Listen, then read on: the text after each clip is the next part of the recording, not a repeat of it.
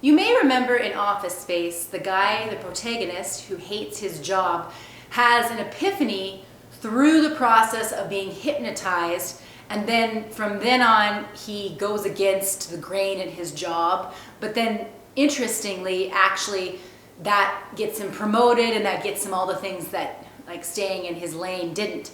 And that's because hypnosis is accessing your subconscious mind and rewriting a lot of assumptions and stories that you hold on a deep subconscious level. And that's why subliminals, which are they're audio tracks that have there's something that you can hear, but then there are messages underneath. The sub means under or beneath. Those messages are targeting that subconscious mind and basically are not heard at a conscious level, but are heard on a subconscious level. And the subconscious mind responds to repetition. And we know that other people know exactly how our subconscious mind works based on their marketing. For instance, there are phrases in advertising that you start to hear over and over that you just start to take as truth because they are repeated. That's because that's actually like a hypnosis, a marketing hypnosis that's accessing your subconscious mind. And you can think when you do hear that, well, that person actually understands human psychology.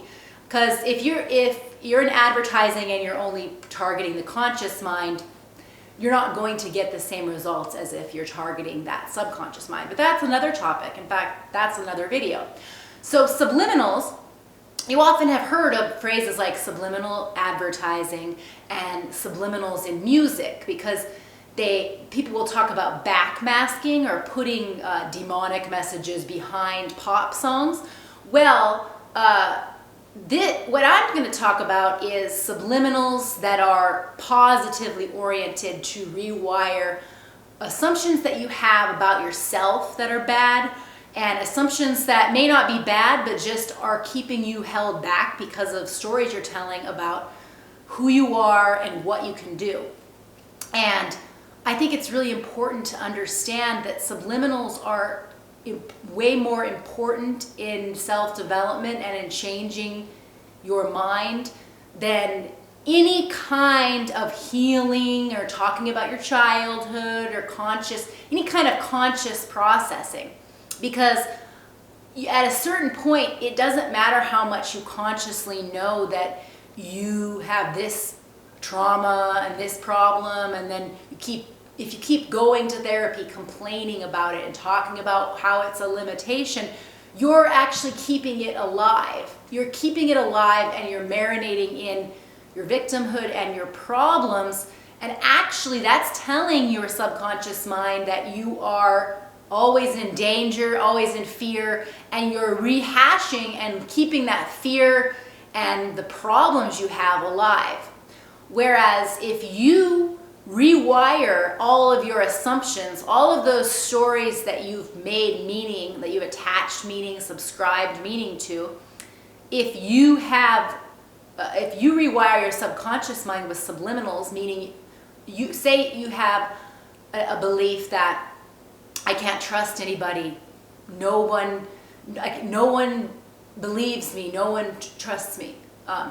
You need to have a subliminal that accesses that limited belief to say, I'm always meeting benevolent people, I'm always meeting trustworthy people always find me.